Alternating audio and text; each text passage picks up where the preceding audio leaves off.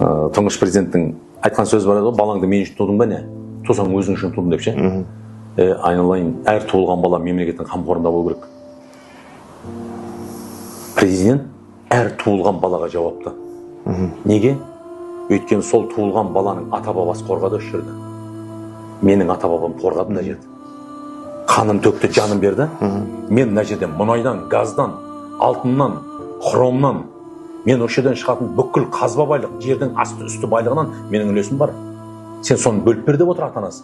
Қалтасынан сұрап отқан жоқ, айлығынан бөліп бер деп отқан жоқ президентке.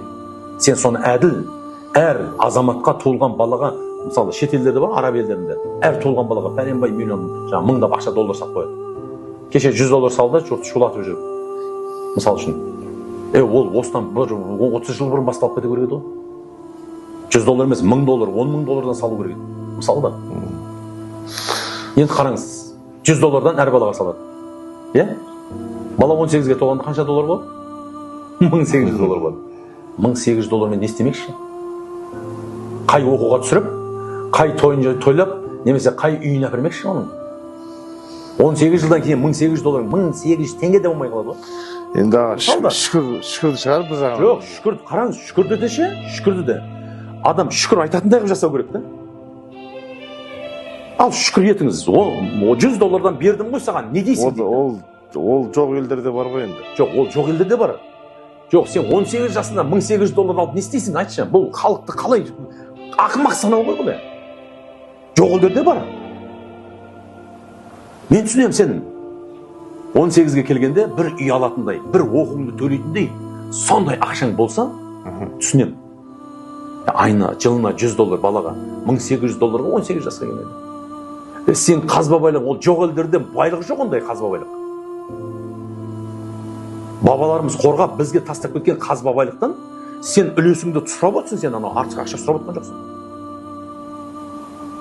Мен саясатты мақұл қоя салайын, айтпай-ақ қойын. Ана жер дұрыс, ана жер бұрыс. Менің үлесімді берсей сен.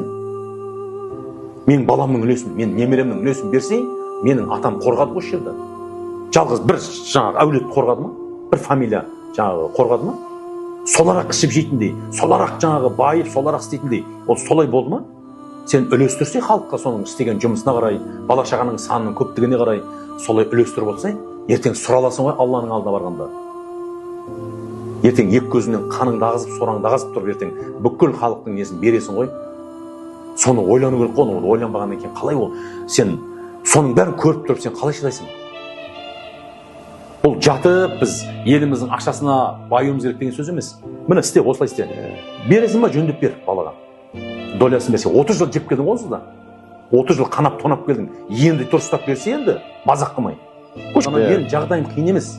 Айеге, мен өзімді ойлап отқан жоқпын. Менің жағдайым қиын емес. Аллаға шүкір, әйтеуір тырбанып, жаңағы желіні пайдаланып, әйтеуір өйтіп бүйтіп күн көріп жатырмыз. Мысалы да, тойға шығамын, халықтың арасынан алып отырмын, өзім керегімді маған Құдай беретін халықтан шашып қойған несібемді алып отырмын. Ал бүкіл 18 миллион, 20 миллион халық олай жасап отқан жоқ қой.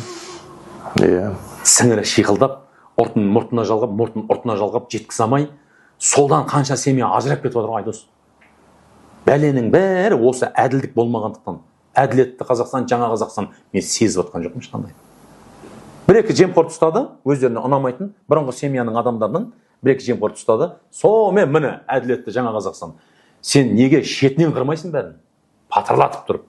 Қолыңа билік тиді ғой енді. Жаңа Қазақстанда аузынан шықты ма? Құрса енді ары қарай. Көрсетсе халыққа жаңа Қазақстан екен, мақұл.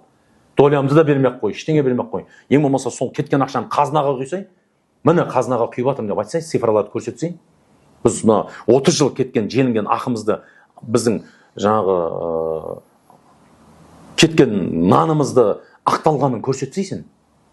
Жоқ, ештеңе өзгерген жоқ, ештеңе өзгерген жоқ. Сол пара алған, арасында өзіне ұнамаған ана команданың есін ұстап қояды, өзіңкіне тиіспейді. Болмайды бұндай нәрсе. Или сен айтпа.